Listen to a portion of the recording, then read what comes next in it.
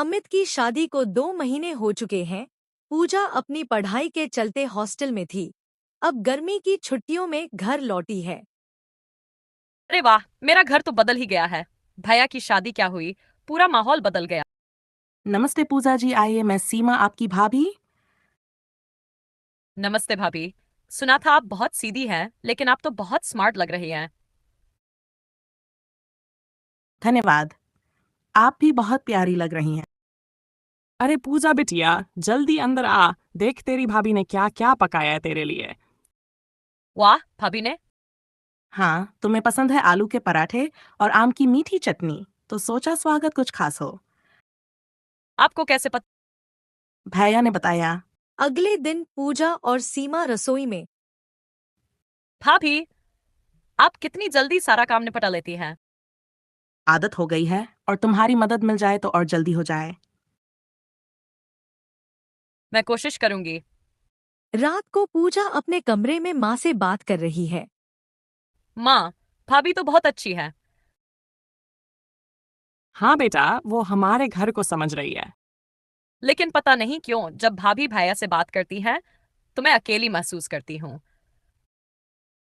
ये ननद का स्वाभाविक भाव है बेटी, पर तू समझदार है। दोपहर का समय। सीमा पूजा के लिए कॉफी बना रही है। पूजा, देखो तुम्हारी पसंद की हॉट कॉफी तैयार है। थैंक यू भाभी, लेकिन आजकल आप कुछ ज्यादा ही कोशिश कर रही है ना। क्या मतलब? मतलब ये कि आप हर चीज में मेरी पसंद नापसंद क्यों देख रही हैं। कोई वजह? पूजा, तुम घर आई हो तो क्या मैं तुम्हारा ख्याल ना रखूं? भाभी हूं तुम्हारी। भाभी हो या मेरी माँ बनने का इरादा है। सीमा चुप हो जाती है। पहली बार पूजा के शब्द चुभते हैं। अमित, पूजा मुझसे कुछ नाराज सी लगती है।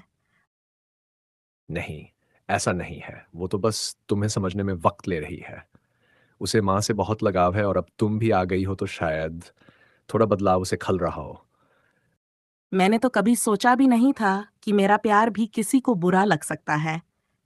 अगले दिन पूजा की सहेली सिम्मी उससे मिलने आई है। दोनों बात कर रही हैं। अरे पूजा, तुम्हारी भाभी तो कमाल है, इतनी प्यारी। हाँ हाँ, सबको वही प्यारी लगती है। मानो मैं तो इस घर में हूं ही नहीं। क्या हुआ? कुछ बताओ तो सही। वो हर जगह भाभी ही छाई रहती है, माँ से लेकर भैया तक सबके लिए। और मैं। तू न समझ रही है, या शायद महसूस कर रही है कि भाभी ने तेरी जगह ले ली। अगली सुबह पूजा जानबूझकर सीमा के बनाए खाने में मिर्च ज्यादा डाल देती है। अरे ये सब्जी इतनी तीखी कैसे हो गई। मैंने तो ठीक ही बनाई थी। भाभी शायद नमक की जगह मिर्च डाल दी होगी। सीमा कुछ नहीं कहती, मगर वो जान जाती है कि ये जानबूझकर किया गया है। सीमा पूजा के पास जाती है। पूजा, कोई शिकायत है तो खुलकर बोलो, मगर ऐसा करना ठीक नहीं। हाँ है शिकायत। आप मेरी जिंदगी में सब छीन रही हैं। मेरा भाई, मेरी माँ, मेरा घर। आप धीरे धीरे सबको अपना बना रही हैं और मैं। तुम जानती हो, मैंने तुम्हें अपनी बहन माना है। मुझे बहन नहीं चाहिए, मुझे मेरा परिवार वापस चाहिए। सीमा बेटा, आज पोहा बनाया। जी माँ जी, पूजा को पसंद है नन, इसलिए सोचा वही बनाऊं।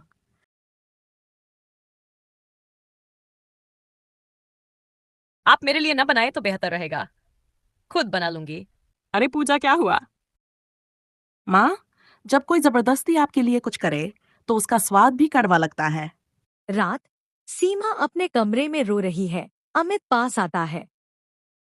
सीमा, तुम इतनी परेशान क्यों हो? मैं समझ नहीं पा रही कि मेरा दोष क्या है। क्या मैंने पूजा से ज्यादा प्यार किया? क्या मैं उस घर का हिस्सा बनने की कोशिश कर रही थी? यही गुनाह हो गया। पूजा को लगता है कि तुम उसकी जगह ले रही हो। नहीं अमित, अब मैं नहीं रह सकती यहाँ। क्या मतलब? मैं कुछ दिन मायके जा रही हूँ। जब तक पूजा को मेरी जरूरत महसूस न हो, मैं इस घर में रहने की हकदार नहीं हूँ। अगली सुबह सीमा अपना बैग तैयार करती है। मान जी, मैं कुछ दिन के लिए मायके जा रही हूँ। जरूरी नहीं समझिए, मगर जरूरी है। लेकिन बहू। मैं बुरा नहीं मान रही, बस कुछ रिश्तों को सांस लेने का मौका दे रही हूँ। मैं तुम्हें छोड़ देता हूँ। नहीं अमित, ये रास्ता मुझे अकेले तय करना है। अरे पूजा, सुना तुम्हारी भाभी चली गई हाँ, कुछ दिन के लिए। और तुम खुश हो? पता नहीं, घर में अब सन्नाटा सा लगता है। माँ चुप रहती है, भैया किताबों में खोए हैं और मैं। कहीं तुमने उन्हें गलत तो नहीं समझा? रात पूजा अपने कमरे में अपने भाई अमित से बात करती है। भैया, आप नाराज हैं? नहीं पूजा, बस खामोश हूँ। क्या सीमा भाभी वापस नहीं आएंगी? जब तक उन्हें यह भरोसा न हो जाए कि उनके लिए जगह है, शायद नहीं। क्या मैं उन्हें बुला सकती हूँ? भाभी, मैं पूजा बोल रही हूँ। मुझे माफ कर दीजिए भाभी, मैं आपको नहीं समझ पाई। तुमसे कोई शिकायत नहीं पूजा, बस थोड़ा वक्त चाहिए था। अब मत लीजिए वक्त, वापस आ जाइए ना, आपका घर अधूरा है आपके बिना।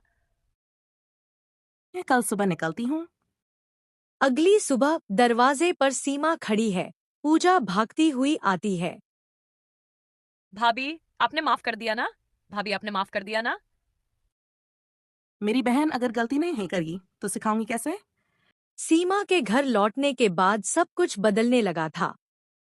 पहले जहां पूजा की आंखों में एक अनकहा द्वेष था, अब वहां श्रद्धा और अपनापन झलकने लगा था। पूजा, अब तुम बिल्कुल बदल गई हो। भाभी, नहीं बदली हूँ, बस समझ आ गया है कि रिश्ते जब दिल से निभाए जाते हैं तो वही सच्चे होते हैं। जब तुम रूठी थी तो मैंने बहुत कुछ सीखा। अब मैं भी किसी पर अपना अधिकार नहीं जताऊंगी। और मैं अब किसी अपने को पराया नहीं समझूंगी। पूजा, भाभी के आने के बाद बहुत खुश लग रही हो। हाँ भैया, अब लगता है जैसे घर फिर से घर बन गया है। बस यही बात अगर हर ननद समझ जाए तो हर घर में शांति हो। अब तो बस भाभी की दोस्त बनकर रहूंगी। रिश्ते जब अहंकार, ईर्ष्या और असुरक्षा से ऊपर उठ जाते हैं, तब उनमें मिठास और मजबूती आ जाती है।